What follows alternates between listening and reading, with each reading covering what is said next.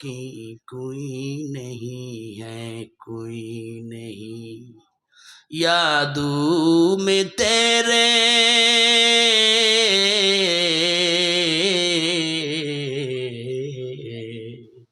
यादों में तेरे सबको भुला दो, कोई न मुझे याद रहे।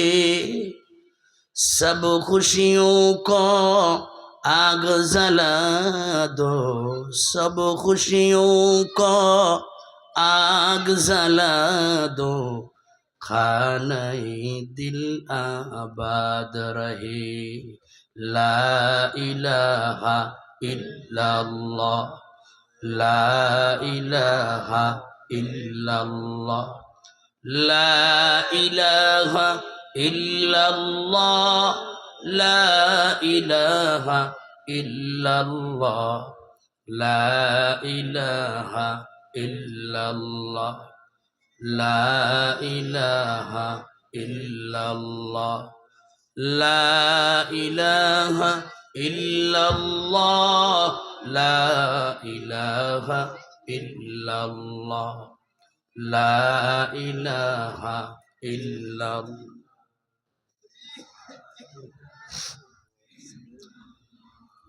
ला इलाहा इल्लल्लाह, ला इलाहा इल्लल्लाह, ला इलाहा इल्लल्लाह, ला इलाहा इल्लल्लाह, ला इलाहा इल्लल्लाह। বাড়িওয়ালার বাড়ি থাকবে, ওয়ালা থাকবে না। গাড়িওয়ালার গাড়ি থাকবে, ওয়ালা থাকবে না। দোকানওয়ালার দোকান থাকবে, দোকানওয়ালার দোকান থাকবে, ওয়ালা থাকবে না। চেয়ারম্যানের চেয়ার থাকবে, ম্যান থাকবে না। লা ইলাহা ইল্লাল্লাহ, লা ইলাহা ইল্লাল্লাহ, লা ইলাহা ইল্লাল্লাহ, লা ইলাহা ইল্লাল্লাহ, লা ইলাহা ইল্লাল্লাহ, লা ইলাহা ইল্লাল্লাহ, মুহাম্মাদুর রাসূলুল্লাহ। কত যত্নের পাখি তুমি,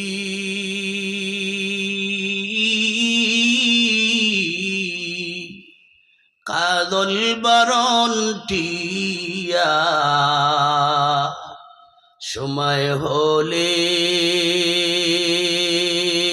যাইবা চলে, এই দুনিয়ার সব থুয়া। কত যত্নের পাখি তুমি,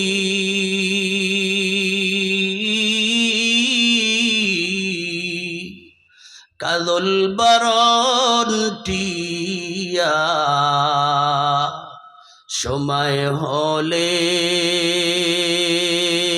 যাইবা চলে, এই দুনিয়ার সব থুয়া।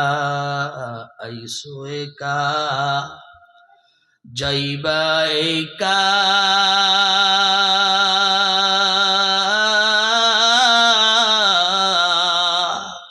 সঙ্গে কেহ যাইবে না।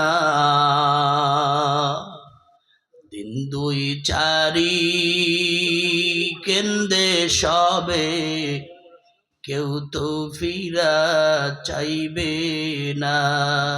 কত যত্নের পাখি তুমি,